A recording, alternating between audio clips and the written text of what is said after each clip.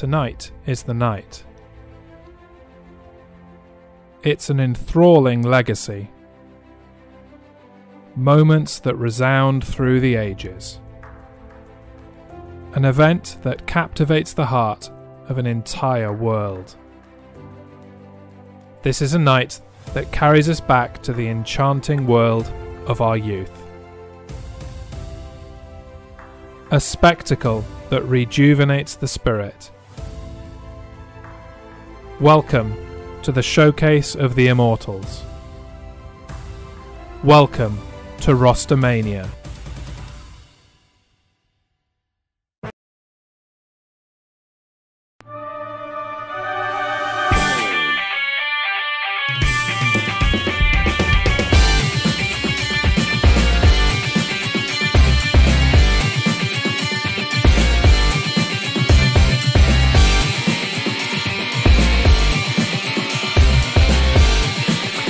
Good evening, ladies and gentlemen, and welcome to RosterMania 2. Yeah. Here on Twitch Sports, presented by The Jez Show.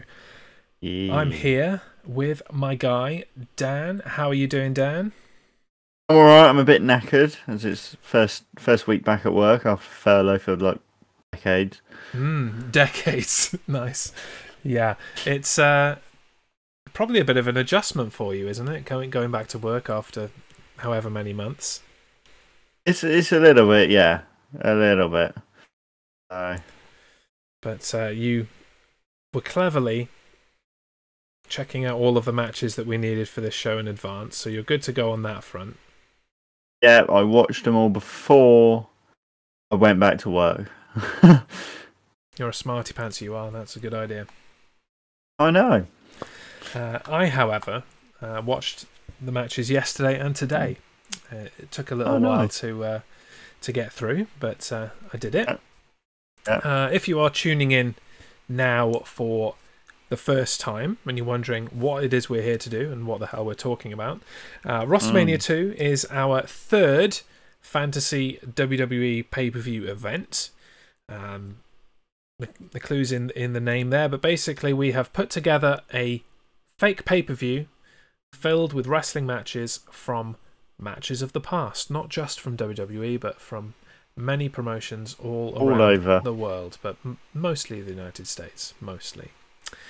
If you do want to go back and check out any of the past shows that we've done, last year's RosterMania and Roster Slam, you can find that on my YouTube channel, where you can also find a playlist that has at least highlights of all of the matches that we selected, if not full matches, where WWE have been so gracious. The playlist for RosterMania 2 is already set up. It's got this year's draft and highlights or matches of the matches we're going to talk about tonight. And then this will go neatly at the bottom of the playlist to make one complete RosterMania 2 show. Lovely. Lovely indeed, yes. So, let's get right into it and make sure that we aren't here all night because we ramble rather than getting to the matches, because we chose some pretty intense matches. This was quite a heavy show. Really did. Really did. Some tense, extreme. Yeah, there was a lot of weapons in this show, which I'm sure quite a lot is right up your street. So yeah, love it. Dive in, shall we? Let's dive in. Get started with our opening contest. Extreme one. So our opening contest is for the Hardcore Championship as Shane McMahon defends against Steve Blackman. The 27 rule had been suspended to ensure that McMahon was still champion come RosterMania, rather than sneak his way out of the match. At the start of the match, Blackman handed Shane a kendo stick and invited him to use it. McMahon did, but to no avail, and the Golden Boy scurried away, trying to escape through the crowd. Blackman slowed down the escape with a trash can and sent him back towards the ring. Not content with using the can itself, Blackman hit Shane with the lid of the can before putting another can over the head of Shane and beating it with smaller, tougher kendo sticks. The writing seemingly on the wall for McMahon, he was He was lent the assist of T&A, Test and Albert. Good old Test and Albert. Put a beat down on Blackman. Now with the upper hand, Shane led Blackman to the stage where the 3-on-1 beating continued. It was at this point, though, with the help of another kendo stick, that Blackman was able to mount a comeback, and Shane scurried away again. With nowhere to run, Shane climbed up the metal stage all the way to the top. Blackman pursued him up there and hit him with the kendo stick until he fell off, dropping 50 feet to ground level. Blackman then delivered an elbow drop from up high and pinned Shane to win back his hardcore championship. What a way to kick it off. What a way to kick off indeed, yes. One of my favourite hardcore championship matches of all time. It's been on my list to go in to this fantasy pay-per-view business since the beginning. It's been sat there every single time. So it's good to finally get that in there. What did you think overall? Was this the first time you'd seen the match? I'd seen bits of it, so I knew of it, and I knew the bit of it. I've seen that bit, and I have seen other bits of it. You know, him getting beaten up inside the trash can and all that sort of thing. But this was the first time I've seen it in its entirety. And yeah, I just loved it because, you know, it's weapons. Love weapons. Yeah. Sound really sadistic. It was more kind of match-like than any of the hardcore championship matches you'd normally get, because there were only certain occasions in which they would suspend the 24/7 rule to allow people to have a proper match. It would usually be that two people would start a match, and then all of a sudden other people would come and join it, and the match would end with somebody who wasn't originally in the match walking away with the belt and then being chased away and it continuing. So I do like the ones where the rule is suspended for the period of the match, so that you can get a proper match and then you can go back to 24/7 afterwards. Yes. Sorted. Yeah. I'm surprised that Test and Albert didn't try and take the belt away as soon as Blackman, landed and finished the pin. So they could have couldn't they? Given it back to Shane. But if I'm remembering correctly, I don't think we saw Shane McMahon for another 7 or 8 months after this. The next time we saw Shane McMahon, I believe, was on Monday Night Nitro. The last Monday Night Nitro, if I'm remembering correctly. But yes, he was missing for a while after falling for 50 feet. The biggest stunt that Shane had done to date. Yes. Back in 2000, but not the only stunt that he would end up doing in his career. It was he's done quite a few. Quite a few of them, yes. And he's still going now. I expect we'll see some kind of crazy nonsense from him at WrestleMania next weekend. Yeah. As well. Been fired out of the cannon. Oh, one can dream. One can dream. So let's move on to our next contest, which was for the light heavyweight championship, and saw the champion Jushin Thunder Liger defend against flying Brian Pillman. After a flying start, the match turned to a mat-based affair, with the champion trying to ground his challenger.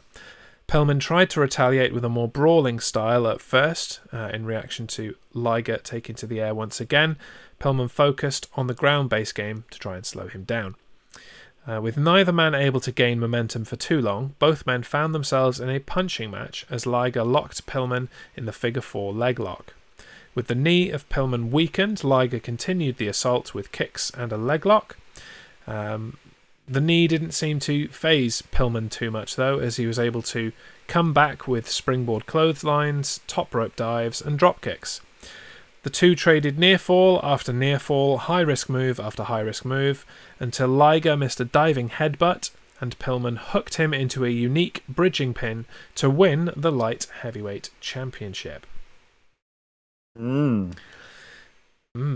This is probably the earliest light heavyweight cruiserweight match that I've scene. I didn't know until this was suggested by one of our viewers that there even was a WCW light heavyweight championship. I thought the cruiserweight I didn't know either. belt was all they had. So cool to see a bit more of WCW's history. What did you think of this contest? I thought it was good. I thought it was a good, that sort of weight limit display. They did all the hippie stuff and all that sort of stuff.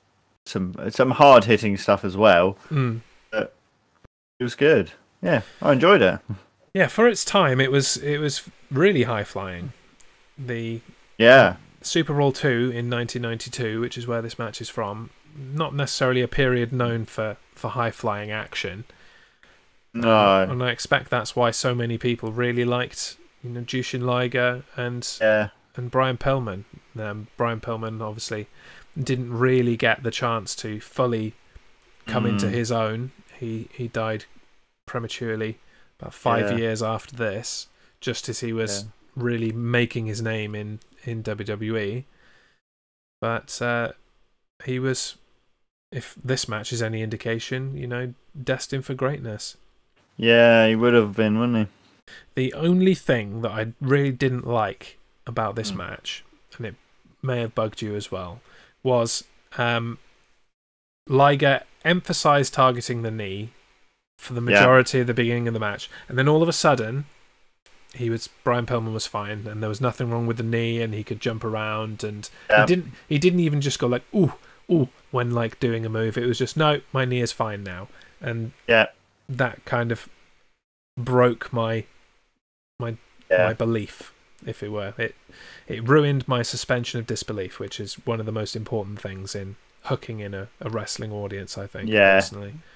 Yeah. So, but aside from that, it was a cracking match. Yeah. Absolutely, and I won't say no to seeing more of either of them. No, that's true. I mean, there's a lot of Jushin Thunder Liger. He was, in the prime of his career at this point, and he still kept going 20 years later, all the way up to when we saw him in NXT for that one-off, as they were starting to do takeover events. So, perhaps a little look into Jushin Thunder Liger's history to find some more light heavyweight or cruiserweight matches would be in the cards for future RosterManias, Roster Slams, and whatever we're going to call the Survivor Series based one that we do in November. Yeah, think about that. We will. We'll workshop it. Yes, we shall. Because Roster Series doesn't really sound exciting in any way, shape, or form. Survivor roster. Might have to just call it Roster Wars or something. Yeah. What's the game? It's a discussion for another time. Yes. But from one excellent match to another, what was our third contest? So our next match. So the next match was not for the light-hearted, as brother took on brother in a brutal, bloody contest. Cody versus Dustin Rhodes. For the match, Cody, accompanied by Brandy, took a sledgehammer to a throne at the top of the ramp, a throne reminiscent of a particular King of Kings. After Dustin made his entrance, the match got underway while the crowd enjoyed the moment. As the match spilled outside the ring, Cody demanded the crowd move out of the way so that he may throw Dustin over the guardrail. They refused, allowing Dustin to gain the advantage and take his brother back into the ring. The match fairly even. Brandy tried to capitalise for her husband with a spear at ringside, but this got her rejected from the ringside. Dustin stood back up. We could see a cut had formed on his forehead, and the wound started to gush blood all over the face of the Natural. Cody showed no compassion for his brother and maintains the attack on the open wound on the forehead.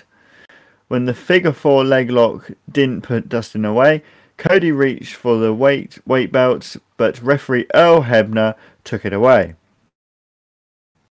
Dustin took the belt from him and used it to spank the exposed rear of his baby brother. This began a flurry of offense from Dustin, including a superplex and a nightmare drop, but Cody took back control with a swift but dirty low blow. Cody hit Crossroads, but Dustin shockingly kicked out at 2. Chance of fight forever filled the arena as Dustin hit a Crossroads of his own, but like him, Cody kicked out at 2. Mercifully, another Crossroads from Cody was able to keep his bloodied and beaten brother down for 3. I remember watching this match the first time and feeling quite uncomfortable at the blood gushing from Dustin Rhodes' head. Yeah, it was a lot of blood. It was only a few days later when Dustin was on Dynamite and fine. Oh, no, he wasn't even on Dynamite. We had to wait a month for the next event, whatever that was. Fight for the Fallen or whatever. But it wasn't until we reached that and it was like, okay, no, he's fine, that you could actually start to enjoy the match that had happened a month earlier. Yeah. But totally stands up now compared to then. I'm glad I suggested it and we've watched it after the fact when we're watching his blood just spill from his head, and you could see little fountains pop out of his head every now and again. Yeah. Nice. But nope, he's fine. Everything was fine. Nobody died. We're all good. So we can enjoy the match like the sadists that we are. Yeah, absolutely. Yeah. Did kind of like the beginning bit, which Cody did the King of Kings throne. Yeah. Obviously, they. I think Cody has got a real kind of problem with Triple H, especially. Yeah. And I think that throne smashing was part of the reason that Triple H really started to send NXT after AEW on Wednesday nights. It's like, right now, well, we might have changed our time or stayed an hour or whatever, but no, we're going to go 2 hours and we're going to go head to head with you when you start your weekly TV show, because you want to try and make an example of me out of me on television, then no, you'll pay. Yeah. Bring it on. Didn't quite work out though, because as of 10 days from now, I think it is, NXT moves to Tuesday nights. Yeah, so that kind of went down the pan. It didn't work, no. The Wednesday night war, such as it was, is very much over. Yeah, short war. Womp womp. Never mind. I think the problem is that people were choosing to not really watch either during the pandemic. Yeah. I think neither show really does very well without the crowd. No, and they both kind of suffered. Yes. I mean, the crowd were a big part of this Cody-Dustin match. Oh, yeah, they were massive. They were huge. They were massive. And I do think that AEW as a company will really rely on that live audience when that starts to reopen again. And same for NXT, really. The socially distanced or smaller audiences that each have really isn't doing it for them, in my opinion. No, it's not really doing much, is it? No, but we'll see what happens going forward. This match was a particularly great way for them to kick things off at their first pay-per-view. Really set the tone for the kind of action that we're going to see and the brutality that they're happy to display on AEW. I don't think you'd see that level of blood stand in WWE. They'd have stopped the match and Crazy glued his head shut or something before continuing. Yeah. I know they're not quite as bad as they were, say, 12 or so years ago, when it was the slightest bit of blood and they stopped the match immediately, but that was a lot of blood, man.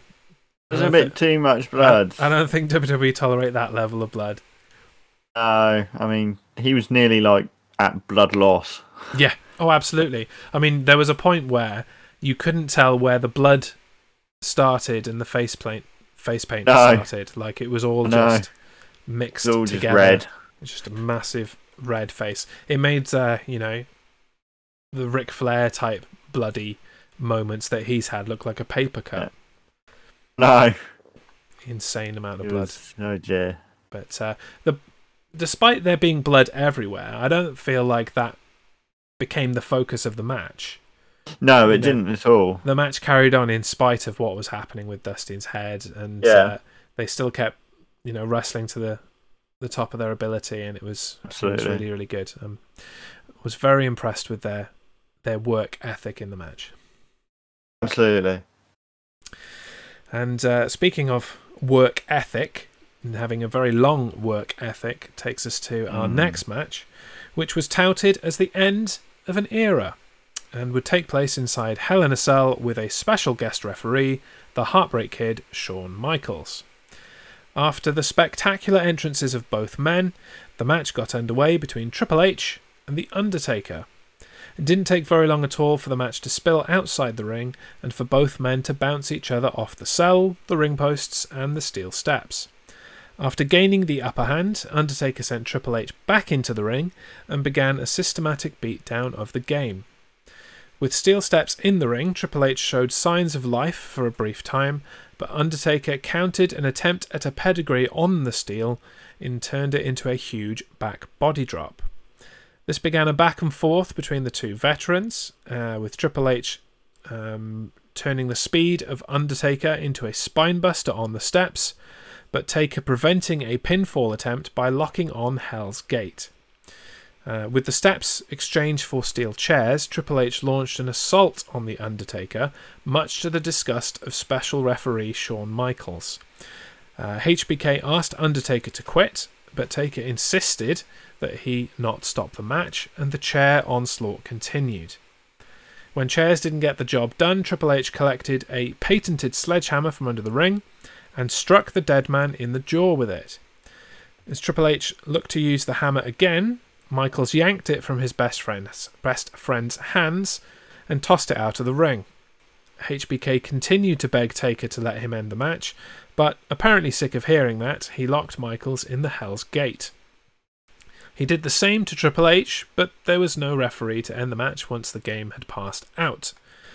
As Undertaker went for the tombstone, Michaels regained consciousness and retaliated with Sweet Chin Music. Triple H hit the pedigree, but still was only able to gain a near fall. Undertaker then achieved a near fall of his own after a tombstone piledriver, and after struggling to his feet, Triple H defiantly told Undertaker to suck it, leading to one final tombstone piledriver, which finally secured victory for The Undertaker. Lovely.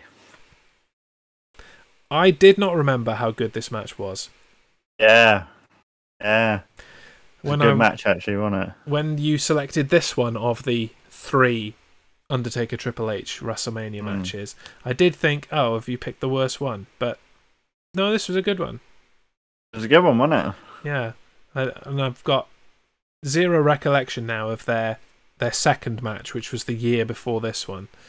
Yeah. So I might have to go back and refamiliarize myself with that and see if that is the weak one, or whether there wasn't a weak one and I'm just misremembering or looking back at their first meeting at WrestleMania 17 with major rose-tinted goggles or something. I don't know, but maybe more investigation is needed.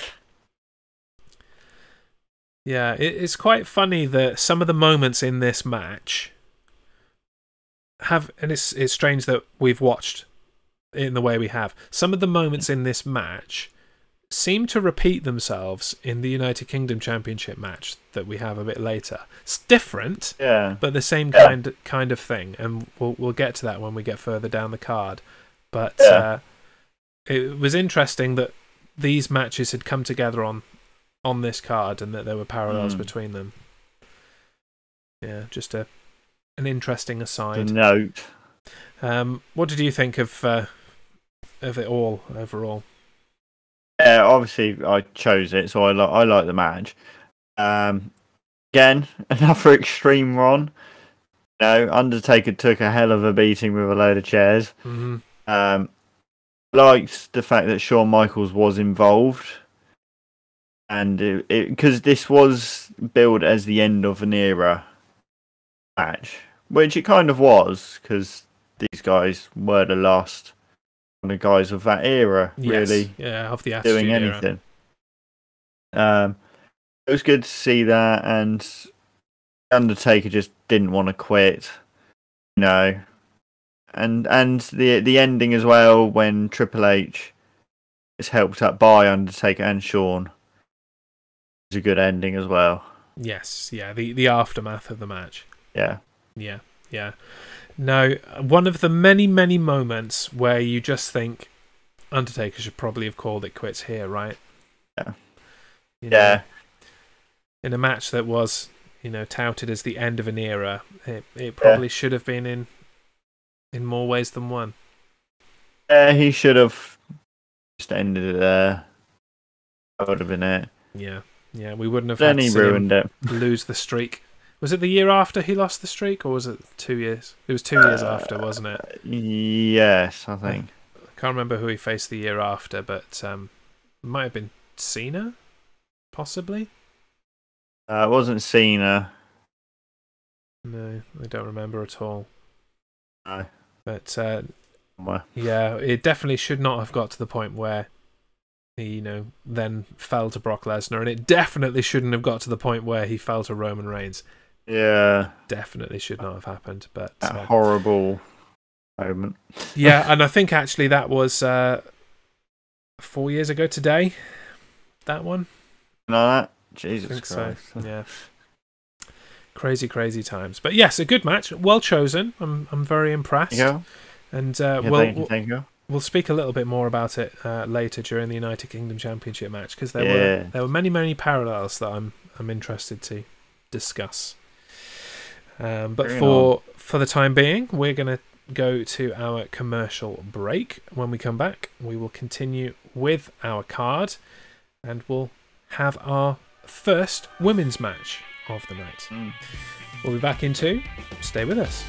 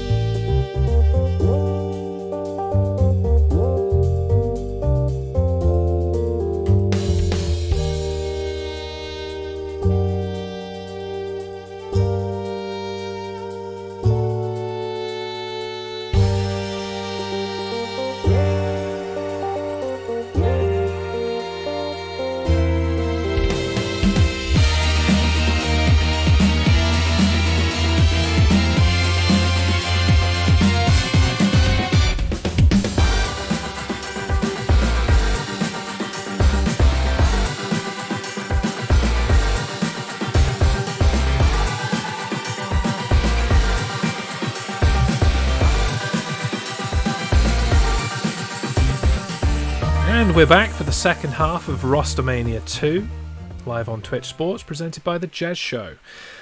Let's get straight into the action of our first of 2 women's matches at this event.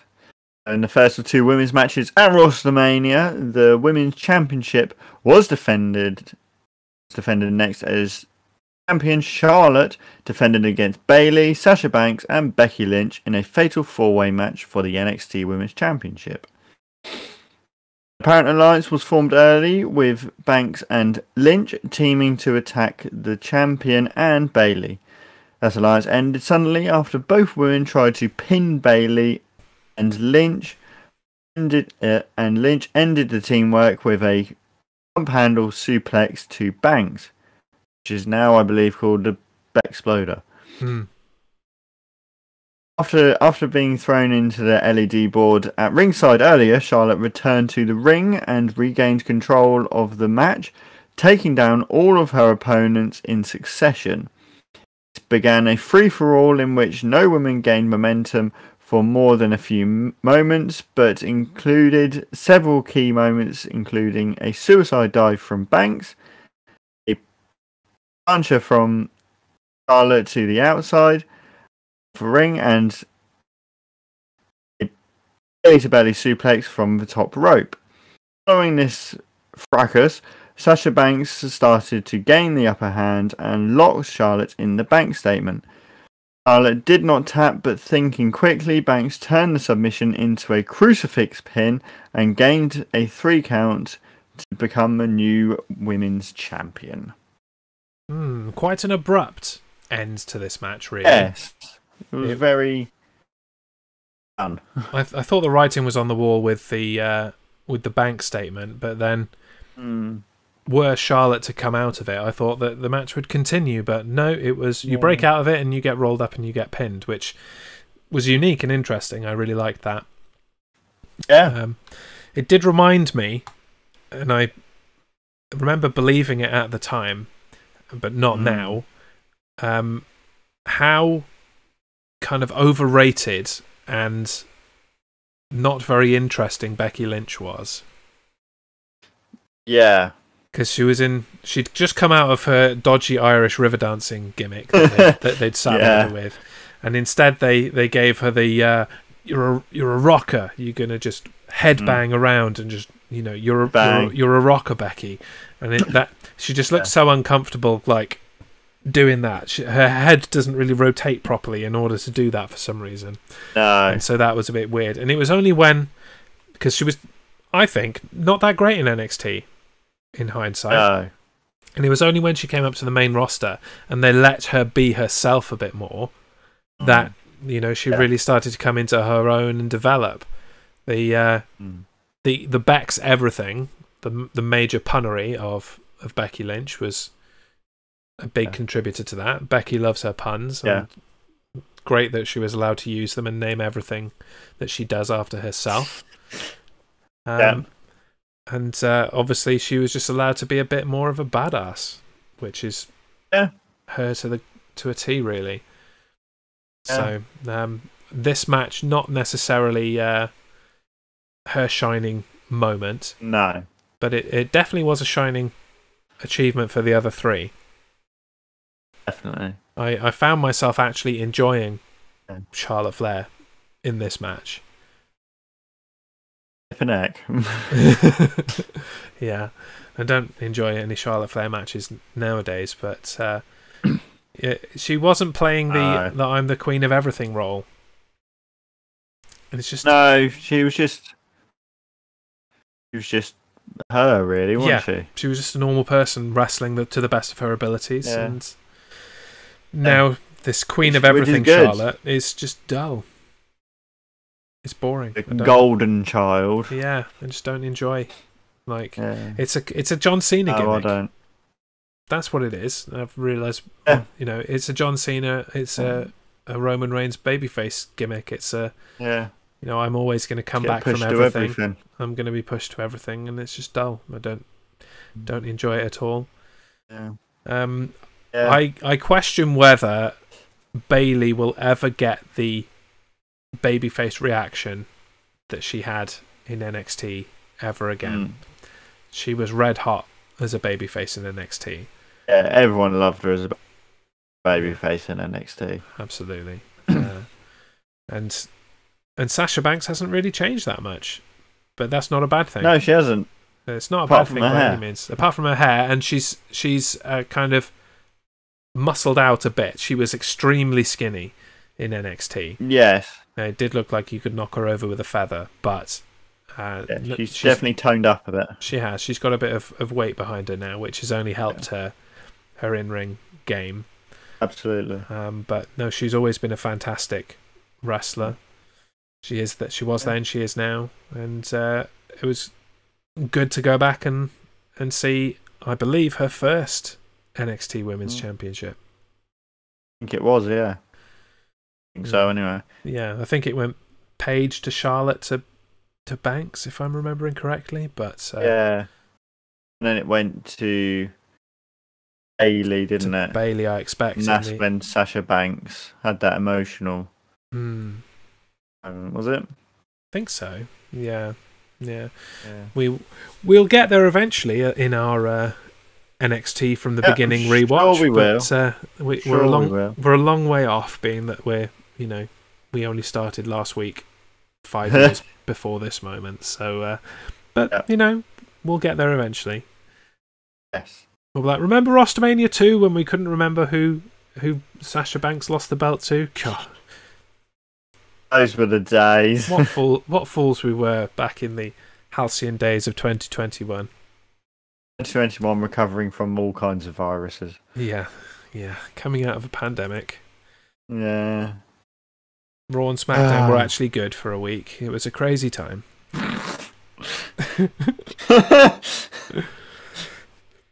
Shall we move on? Let's move on. So the next contest was a chairs match between John Cena and Wade Barrett. Cena had made a point of eliminating the other members of the Nexus over the course of the night to ensure a one-on-one contest against the group's leader. Cena began the match quickly, trying to keep Barrett away from the steel chairs, but when he failed at this task, he instead got himself a chair, and a chair standoff began. The pair swung at each other and cancelled out the chairs, returning the match to a more traditional contest. As Cena lay at the top of the ramp, Barrett carried the larger portion of the steel steps to the bottom of the ramp and stood them upright. After a fight atop the ramp, Cena left to grab a nice, comfy office chair from the back, on which he placed Wade Barrett and wheeled him down the ramp into the upright steel steps. Barrett retaliated from this embarrassment by placing a chair over the head of John Cena, ramming him into the ring post, throwing him back into the ring, and forcing another chair into the throat of the former WWE champion.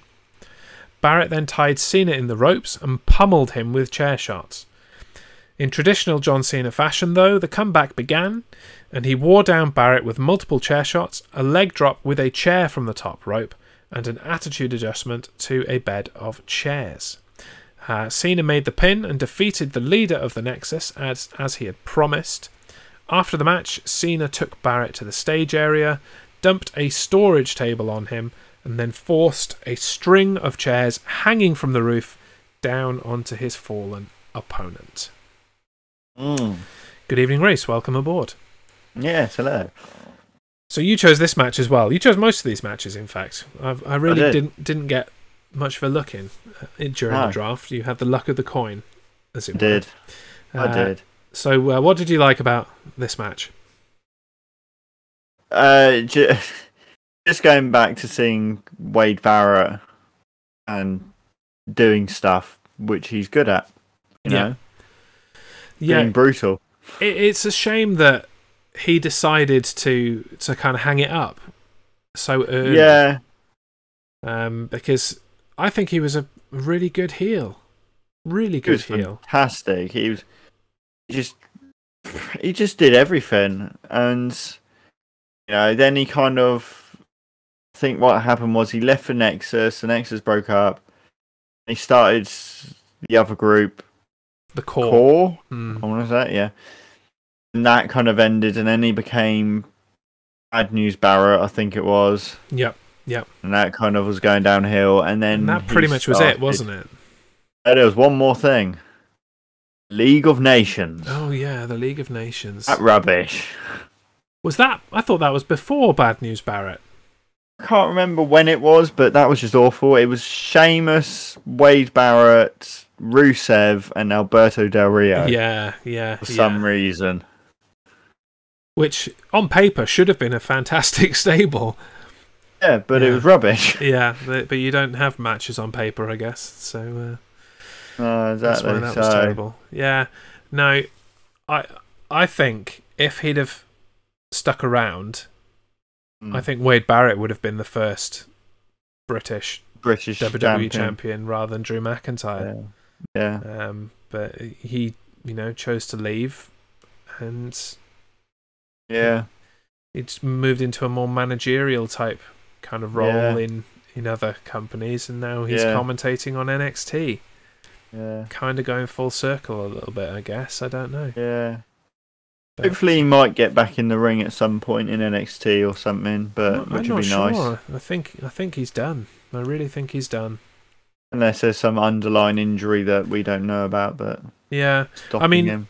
I was watching these, and I watched this week's NXT as well, and I was really thinking that, man, I'd really love for Wade Barrett, even if he didn't get back into the ring, I'd really love Wade Barrett to come back as a manager and reform the Nexus with the remnants of Retribution and a few other, discarded souls, and actually give us the Retribution that we wanted when that started. With shades of the Nexus. You could even probably re-sign some of those old Nexus people, like bring back Heath Slater to be part of it, and just deploy them on the WWE and wreak havoc again. Wade Barrett could commentate a bit on whatever show they're on, Raw or SmackDown, just to keep doing that, and or even if it was just an NXT thing, just let them wreak havoc in NXT. Wreak havoc properly is what I'd say, not like how Retribution did it, where they shake the ropes a bit, shake the ropes and then cut them off and then spray painted a bit and ran off. No, when the Nexus wreaked havoc, they wreaked havoc. They ripped the ring apart, the barriers apart, the staging, everything, didn't they? Yeah. And that's when Daniel Bryan actually got fired. Yes, because he almost killed a guy, choked him out with a tie. Yeah. Yeah, no, that was good. But I really liked the Nexus. I think it's one of my favourite stables of all time. It's a shame I loved it. They really don't know what to do with stables in WWE, even now. Yeah, even now. But Super Cena, being Super Cena, was what it was. Super Cena, it was a nice. The only bit I didn't understand of this was the ending. And he put Wade Barrett underneath the thing and then dropped all the chairs on him. Yeah. That's not going to do much. No, my wife was in the room when I watched that bit, and she was like, so he's putting this thing on top of him so that the chairs don't hit him? I'm like, yeah, apparently that's what he's doing. Yeah. Like, wouldn't it have been better to just drop the chairs on him? Yeah, it probably would. Yeah. Because didn't he do it another time? Probably just given Wade a big headache. Yes, yeah. Didn't he do it another time as well with Batista? I'm sure he did it with Batista in what might have been Batista's last match for a while. I'm sure he did it to Batista, and Batista only had a chair to protect him, I think. I may be conflating the two and it never happened, but I'm sure he did it to Batista as well. Yeah, I can't remember that one, but maybe it did. Perhaps. Watch this space. So, let's continue the theme of chairs and crack into our next match. Yes. Yeah, so, as you said, from one chair match to another at RosterMania 2, as the Tag Team Championships were on the line next, as the Dudley Boys defended their titles against the Hardy Boys and Edge and Christian in tables, ladders and chairs. The match began with both the Hardys and Dudleys going straight after Edge and Christian before removing them from the ring and taking the fight to each other. Edge and Christian returned to the ring with ladders, and the favourite tool of the Hardys never really left the ring again. Three teams took turns in the ring, performing high-risk moves with the ladders until Devon hit the top rope, headbutts to the the nether regions of Edge, and he was invited by Bubba Ray to get the tables. This led to a tower of 4 tables being erected on the outside of the ring. This would come into play later. Back inside the ring, 3 ladders were placed underneath the titles, and all 6 men climbed to the top to fight. Christian took a nasty spill over the top rope to the ground, whereas the other 5 men fell either into the ring or on top of the ropes. The third Dudley brother, Spike, came running down the ramp and took care of Edge and Christian. This brought out Rhino, who demolished everyone left standing with gauze. Finally, Matt Hardy's girlfriend, Lita, came to the ring and prevented Edge from reaching the titles. Jeff Hardy erected a huge ladder outside the ring and delivered a swanton bomb onto Rhino and Spike Dudley. And they went through the tables. The huge ladder made its way into the ring, and Devon and Christian climbed it, but when the ladder was taken away, they both fell. Jeff Hardy climbed to the titles next, but his ladder was taken away too, and Edge plucked him out of the air with a huge spear as he dangled from the titles. A stack of tables finally came into play after Matt Hardy and Bubba Ray Dudley climbed the huge ladder, but it was pushed over by Rhino, and the pair went flying over the top rope and through the tables. One of them put Christian on his shoulders and carried him up the ladder towards the titles. Christian grabbed the titles while Edge held back Devon Dudley to become the new tag team champions. Yeah. Are you regretting choosing such intense and interesting matches yet? No. You could have chosen, a really boring match and it would have just been blah blah blah entered, blah blah blah did a move, got pinned, that was that, and now let's discuss it. But no, you've got a massive summary to read for each of these. Yeah, got everything in it. Now, I have made my opinions quite clear about all of the early TLC matches in the past. What did you think of this particular TLC match? I liked it. I loved it. Again, it was extreme. Jeff Hardy doing the swanton bomb onto the tables. I know one of the tables didn't break, but it was still great. Jeff Hardy swinging from the belts and getting speared by Edge out of the air. That was pretty cool. Yeah. Him going through the stack of 4 tables, everything. Just mayhem. Love it. Yeah. There were so many moments in this match that kind of lived on in Don't Try This at Home videos for ages, especially that spear with Jeff Hardy hanging. That was in there in slow motion forever. Yeah. But these guys doing what they did best. I do wonder if it's time maybe that some other teams get together and try and outdo this. It'd be difficult. I'm not sure they would ever achieve very difficult. It. But I think that there's got to be some teams out there that want to try it. Surely, maybe not in WWE even, but if there are some other teams out there that want to try it, I think you could try and outdo them. I just got here. Is this the one from WrestleMania 2000? No, it's the one from WrestleMania 2001, WrestleMania 17. TLC 2 is the match that we have on this show. We had TLC 1 last year, so we seem to be sticking to TLC matches in the tag team portion of these fantasy pay-per-views. Maybe we should mix it up a bit for Roster Slam in August and ban TLCs and ladders and table matches from the tag team title slot, just to have a bit of variety. Maybe ban the Hardys, the Dudleys and Edge and Christian from it in general. Yeah. No, both amazing matches, and the triangle ladder match that you mentioned at WrestleMania 2000. I think that was the triangle ladder match. Yeah, and then the one that they had at the straight ladder match at No Mercy the year before WrestleMania 2000. These guys just lit it up in every opportunity, really.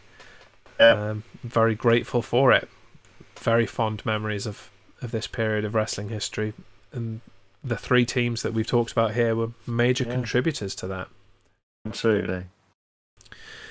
Yes, indeed. And this one had the added bonus of Rhino, Spike Dudley, and Lita as well.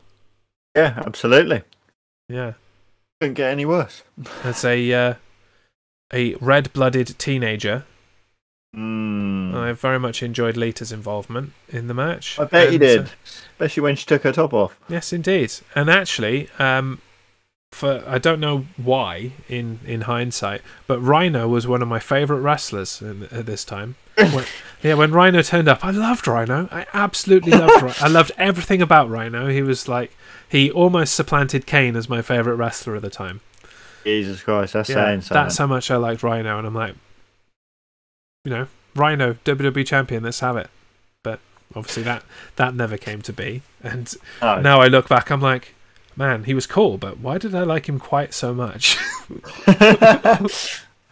Oh dear. It's just one of those crazy things. It's because he's thick. It probably is. It's just because he's a monster and you just crush people. Yeah. And I think Paul Heyman's commentary probably did a lot for it. Because Paul Heyman was commentating at the time and just Gar! So sudden, so impactful, so amazing. Yes. Now, moving on. Our next contest was for the United Kingdom Championship and saw the reigning champion Tyler Bate defend against the Bruiserweight Pete Dunne. The match began a classic grappling style as both men engaged in mat wrestling, hold and counter hold in the early going. After Bate gained an advantage in this, Dunne rolled to the outside of the ring and attacked the champion with a pair of stiff elbows to the head. The Bruiserweight capped this off with an X-Plex to the ring apron and rolled Bate back into the ring to take advantage of his work. Dunne began to target the fingers and joints of Bate. Dunne, however, made the mistake of trying to embarrass the champion with kicks to the side of the head, and so Bate retaliated with a masterful exploder suplex and went on his own offensive. Bate's offense came to a sudden stop after Dunne countered a shooting star press into a triangle hold. Although Bate was locked into the submission for some time, he was eventually able to counter by lifting up and slamming Dunne into the mat before putting him in the aeroplane spin and achieving a near fall. As the two men reached their feet once again, Dunne countered a German suplex and delivered a beautiful X-Plex into powerbomb style move. And as the pair exchanged near fall after near fall, the crowd got more and more into the match. But the end of the match came when Bate attempted a plancha over the top rope, missed, face planted the floor, and Dunne rolled him back into the ring, nailed the bitter end, and pinned him to become the new United Kingdom champion. All right there. That right there, yeah. That one exactly, before it was changed into the NXT United Kingdom Championship. Yes. One of my favourite matches of all time, this one. Which is why I chose it. Why you picked it. It was a great match, and it definitely shows English people can wrestle. Oh, yeah. Yeah. I mean, I think this is probably highly rated as one of the best matches on NXT takeovers in general, and there have been some stonking matches on NXT takeover shows. And it's part of the reason I think that they really kind of got their rear ends in gear to do the NXT UK show, because it's like, man, these guys need to be on television all the time. Yes, and they weren't at the time. So we went from this to them not being around for ages. Which was a sorely missed opportunity, I think. Roosterbeast, the only thing that was missing, in my opinion, was knee pads on both guys. I hate naked knees. I'm with you, brother. I hate when I think all wrestlers need to be wearing knee pads and elbow pads. I don't like bare, limbs like that. It just makes me cringe every time. Bit of flesh. Now, earlier we spoke about there being some parallels between this match and the Undertaker Triple H match that we talked about earlier. Can you point out the things that were the same and may have been deliberate homages? Some accidental, some deliberate, I think. Oh God, you're putting me on the spot now. I am. I like doing that. Yeah. I'm not very good on the spot. I'll give you a clue. Yeah. Commentary. Commentary? I probably can't remember the commentary. So both of these matches had good old JR as a guest commentator. Yes, of course they did, didn't they? So we actually had more JR on this event than we ever should have done based on the times of matches that we chose. Yeah. So JR was a guest commentator on both. The main thing that stood out to me was the high-speed move into a triangle-style move. Yeah. That seemed to be an obvious homage because obviously both of these guys really love Triple H for setting everything up. Yeah. You know, NXT Daddy Triple H is revered by these guys and probably would want to throw in some of the key things from his best matches. Repertoire. So that was in there. And there was a third one, but it eludes me now. I should have written them down. But there was a third. Yeah. There was another third parallel that I'm trying to remember, but it's gone. It'll probably come to me later on in the main event or something, and I'll just randomly shout it out. But there were similarities in the two, and considering they were completely different matches with completely different people in completely different times, I find that quite interesting that we've collected them together on this fantasy pay-per-view. Yeah. Yes. Anything else to add about this contest? It pretty much speaks to itself, really. Yeah, it was just fantastic, and it's just showing that we can do it over in this little country of ours. Yes, indeed. Yeah, I'm hoping Pete Dunne gets his opportunities at some point to become NXT champion. He's spending more time stateside now, so yeah. Seeing him in this match compared to what he looks like now, he's definitely muscled up more. He's beefed up. He's more yellow for some reason, but he's beefed up. Yeah, some people just go yellow when they get more sunlight, and he's hanging out in Florida now, so he's going to get more sunlight. Absolutely.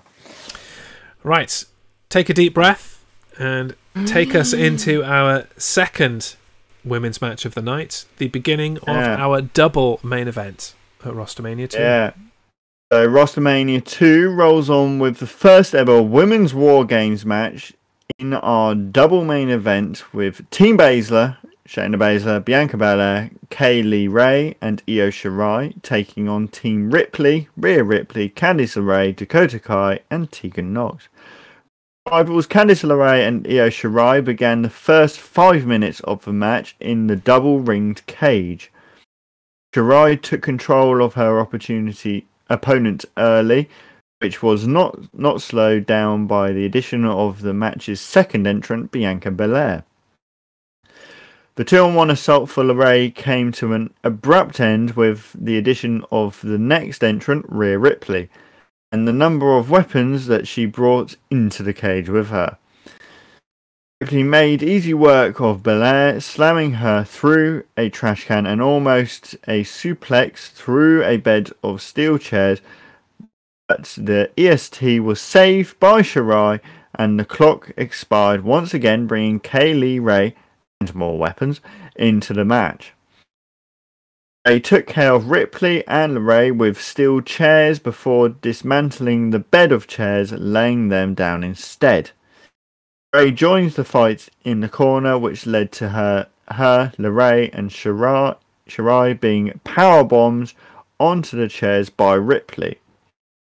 Clockwood would count down again, and Dakota Kai was next, but After initially leaving the cage at the top of the ramp, Kai turned back and viciously kicked her partner, Tegan Knox, in the head and launched into an assault on the Welsh girl. Knox repeatedly slams the previously injured knee in the cage, ripped off the knee brace and was forced to the back by officials and William Regal. Shayna Baszler laughed from her own cage until she was finally released as Knox hurt, the de facto last entrant into the match. Numbers appeared too much for Team Ripley as the pack continued 2-on-1 attacks on Ripley and LeRae. Babyface pair fought desperately to survive, and in shocking fashion, Rhea Ripley was able to secure the win for her team after hitting Riptide on Shayna Baszler on some steel chairs. Against all odds, Ripley and LeRae stood victorious at the top of a ramp at RosterMania 2. Yes, they did. And you know that I love a good heel turn. And boy, was that Dakota Kai heel turn excellent. What a heel turn.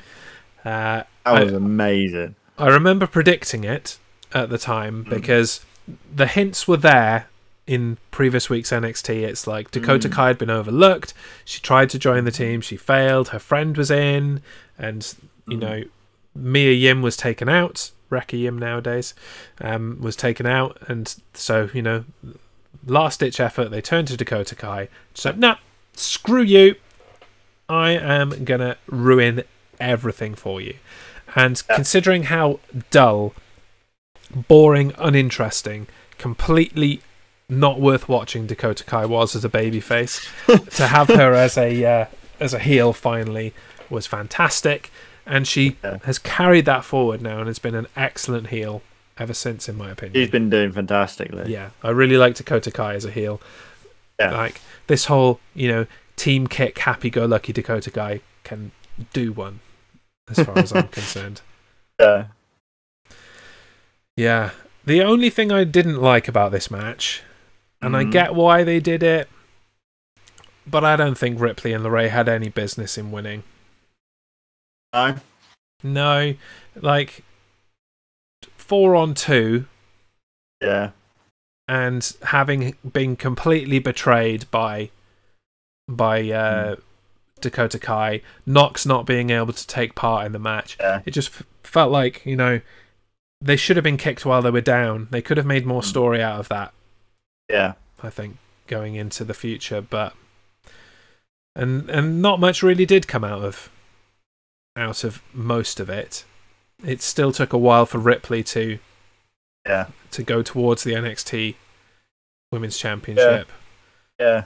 And the Tegan Knox Dakota Kai rivalry was going to happen as a result of that regardless. Yeah. So I just think, it would have been much better if the bad guys had have, won the day. I think. But Shayna Baszler. Yeah. It didn't hurt anybody. I mean, really, it was a great match, but yeah, I would have just liked to see the heels pile it on and win this one. That would have got the crowd massively riled up. It would have been brilliant. Yeah. Another Chicago crowd, was it, I believe? Can't remember. I think it was. I think it might have been. Chicago's always a good place, though. Always a good crowd. Yeah. I want to attend a WWE event in Chicago sometime. I'd love to. It came close in Indianapolis, next state over, but next door. Yeah, next door in Indianapolis. I went to SummerSlam in Indianapolis, Indiana, but still haven't made it to a WWE event in Chicago. One day.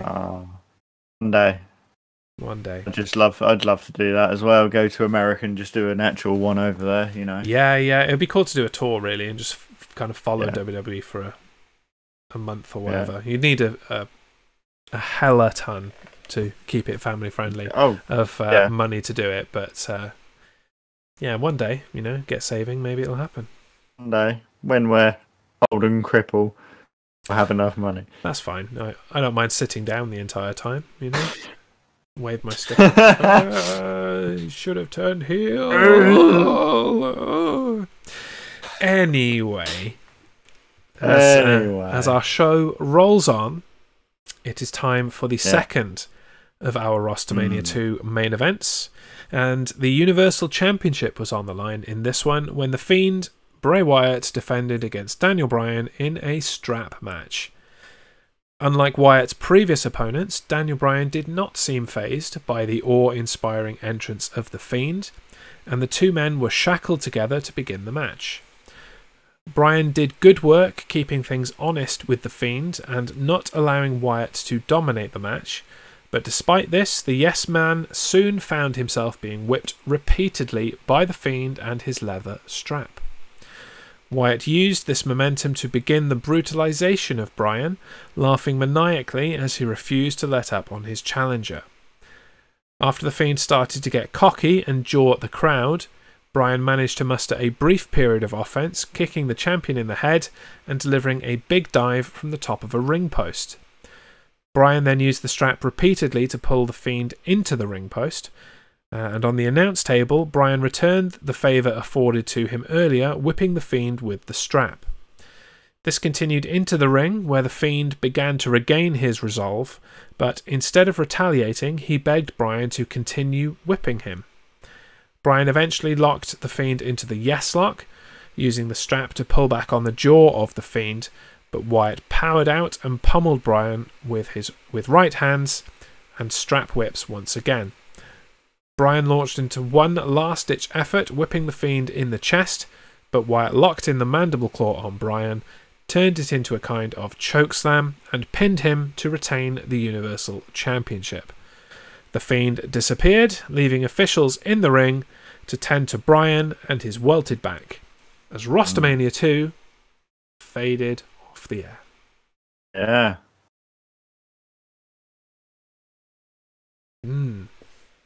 Now, when we did this draft, some were questioning your choice of main events. Yeah. But I think, especially considering all of the other matches that are on this card, I think it stands up. I think it does. I think it stands up, as you said, and it just fits, you know? Yes, yeah. Well, I say accidentally. It may have been your plan all along, not expecting to win quite as many coin tosses as you did. No. But, so, with the exception of the Cruiserweight match, and the Women's Championship match, every single match on this card had some kind of extreme stipulation. Awesome. So it definitely fit as the main event. Yeah. It was slightly anticlimactic considering some of the matches that we have. And that's saying something considering it was a strap match and there was like lots of whipping and the state of Daniel Bryan's back and chest after the match. But it definitely fits at the end of this show, I think. Yeah. I just loved it because I love The Fiend, you know. Same. There's a few bits that made me chuckle a bit. Like, I don't know if you saw it when they're on the outside of the ring, around the edge, and somebody actually shouts at The Fiend, "Yowie Wowie." No, I didn't. Did you see that? No. Someone shouts at The Fiend, "Yowie Wowie," and he turns around and growls at them. No, I missed that. It's quite funny. Yeah, he turns around and goes, "Ah!" It's really funny. Yeah, no, I mean, I love The Fiend too. That has been well documented in the lifetime of this show. We've pretty much been doing the main roster for the entire length of The Fiend's tenure. So yeah, it's good to see him with the title and retain the title. We won't speak of what happened subsequent to this with The Fiend in the championship, because the less said about all of that, the better. But no, it was a good match. I think Daniel Bryan really brought the best out of The Fiend, allowed him to have an opponent that he could beat up on and brutalise, but would give as good as he got, and have an excellent wrestling match with The Fiend as well. So no, it was a good match as far as I'm concerned. Absolutely. Okay. We come to the end, and as we do with real wrestling events, we are going to do with our fantasy pay-per-view events. We're going to give this a rating out of 5. So on this night of RosterMania 2, Daniel, I ask you to give me a rating out of 5 of open wounds out of 5. Oh. Because there were many open wounds and welts. There was. And ailments that people had to recover from this event. Yeah. So how many open wounds out of 5 would you rate RosterMania 2? So, as you know, I loved this so much. I picked most of it. So I'm going to actually give it a 4.5. Yeah. Well, in much the same vein, I thoroughly enjoyed every match on the card. There were some perfect matches on the card. And just because I refuse to give anything a perfect rating, I'm right there with you with a 4.5. Yeah, I mean, I think I would have had to be there live for it to be a perfect, to get a perfect score. So yeah, no, 4 out of 5 seems absolutely reasonable. I think the collection of matches that we've assembled here are among the best matches of all time. So yes, I completely agree with your rating. Good. And so as a reminder, you can watch this again on the Jez Show YouTube channel. You can watch last year's RosterMania, last year's Roster Slam on my YouTube channel, as well as within playlists that include all of the matches as well. So you don't have to go very far. You don't need to click around and open up the WWE Network if you don't want to. Lots of them are there on YouTube for free, or if not the matches themselves, then highlights. So plenty more content if you've just tuned in and you haven't delved into our fantasy pay-per-view events before. As far as the fantasy events are concerned, that is us done until August. We'll do our next event, Roster Slam 2, in August. We'll have the event the week before SummerSlam, as we often do. But the main roster main show will be back on Tuesday, and it's going to be a big one because it is our last show before WrestleMania. Things are going to be in full swing already in WrestleMania week by that point. So we're going to talk about last night's SmackDown, Monday night's Raw, and preview all the matches, predict all the matches, get you ready for WrestleMania. We're going to talk a bit about the Hall of Fame, which will take place not long after we go off the air on Tuesday. And it's probably going to be a hefty one, I think. Yes. We're going to have a lot to discuss. So bring your drinks, bring your snacks, tune into the main roster on Tuesday at 3 p.m. British Summertime, where we'll get going once again with some more wrestling chat. Wrestling chat. So, I'm going to go and have a stiff beverage now, because that was quite intense, a show. Go for it. And I will bid you adieu, and our viewers adieu. I've been Jez. Now I've been Dan. And you have been watching RosterMania 2, presented by the main roster on Twitch Sports. Thank you very much for coming. Yeah. We'll see you Tuesday. Bye. Bye-bye.